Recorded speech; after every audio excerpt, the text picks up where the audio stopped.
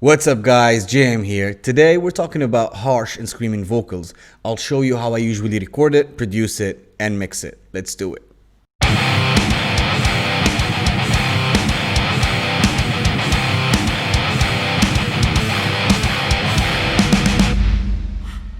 I recently posted on my Instagram stories asking you guys to let me know what you guys wanted to learn on these videos, and I got a question about recording harsh vocals and producing them, and that's exactly what we're doing today. I'm gonna pull up this Bengali session, a song from our latest album Sayonara. It's called Alcatraz, and I'll show you exactly how we recorded it, what I did in the production, and how I usually do my production and go about it, and how I mixed it for you to see the end result. Hopefully you'll get something out of it and you can apply it into your own production. And let's get into it. All right, here's the session. As I mentioned, this is a song called Alcatraz. I'll play a bit so you have an idea of how the final mix sounds, and then I'll break it down to you guys.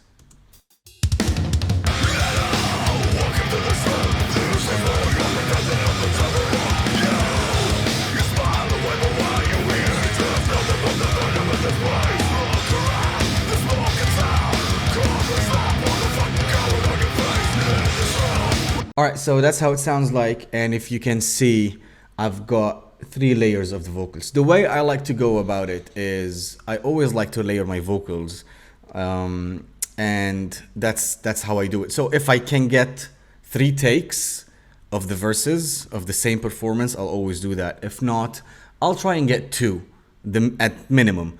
I just feel it gives it more of a push and gives it more of a full vibe to the vocals.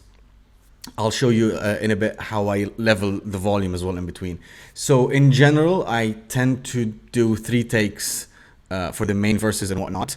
And if we look into here, I've got my fills and overdubs, and I usually go about it. I'll always double track my overdubs, so I always have a left and right for the overdubs. So if you have, if you want to do overdubs with different pitches, I would double track each pitch. So let's say if you're going for a low pitch, I'll do 2 takes of the low pitch, and if you're doing a high pitch, I'll do 2 takes of the high pitch, even if they're ending up being all 4 on top of each other. I'll always double track those. It just, for me, it just gives it more width and more power, and just emphasizes more whatever you're trying to emphasize. And that's how I see it. You know, whenever you're doing overdubs, it's always to either get more punch, get more width, get just more presence of the vocals, and that's how I usually go about it. So let me solo these and show you the difference with using 1 take versus 2 takes.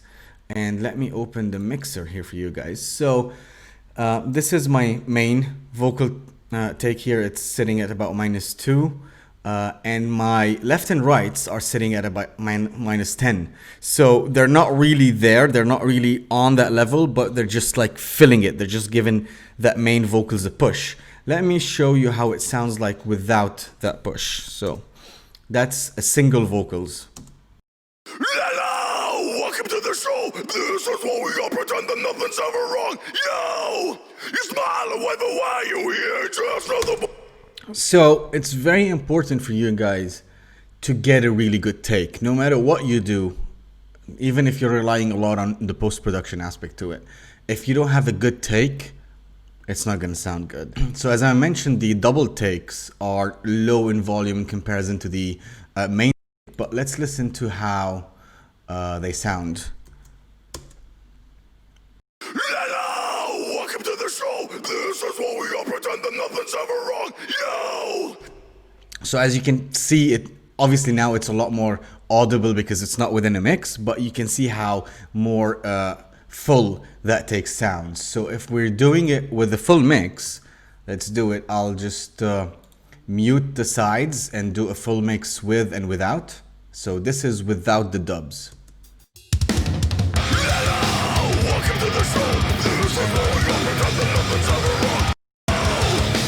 Still sounds good, it still sounds big because the actual performance is very good, right? So, but let me add the sides.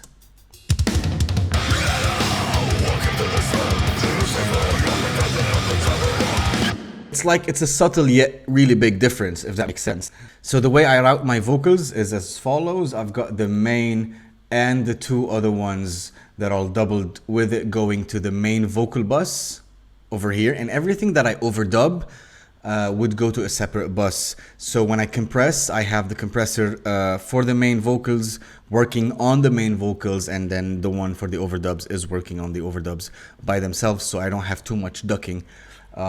That's in terms of the busing and the routing. In terms of treatment, nothing too crazy on here. I've got the EQing happening here. Removing a bit of the low mids for boxiness. I'm removing a bit of the, like, it's a big shelf here, just getting everything a bit down around the 1K area, and then boosting about 7 or 8K usually, and that just gives it more presence and more air in the vocals. The reason I'm not treating this in a bus is because sometimes the takes are a bit different and the treatment might be a bit different, so that's why I'm just doing it separate. Second layer goes into the virtual channel. That's a bit of saturation here, a bit of shimmer and thick on the vocals, and then compressing. Let's see how let's see the compression ratio first.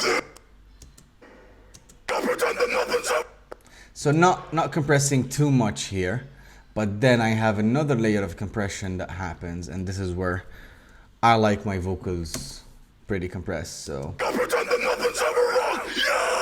we've got another 4 dB, almost 4 dB of gain reduction here, and that's happening on all of the rest. But when I go into the main vocal bus, I'll show you what I have here. I have another layer of compression. You smile away the way you hear, just nothing but the venom of this. And that's going about minus 23 dBs. So that's pretty squashed, and that just gets it. For me, it just gets the vocals very, very aggressive. So let's see, what am I doing as well? I think I'm using another layer of compression.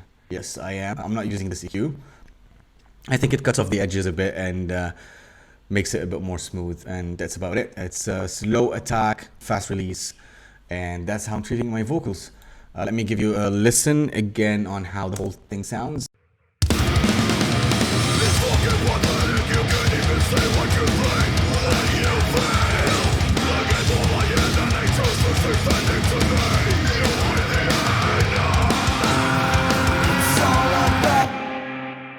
That's about it. That's how I go about my harsh vocal production. You guys let me know how you guys do it. Let me know if this was helpful, and if you try it, also let me know in the comment if that works for you. That would be it for today, and like, subscribe, share this video if you enjoyed this content and if you found it helpful, and that way you really support the channel, and I'm forever thankful, guys. And I'll see you next time.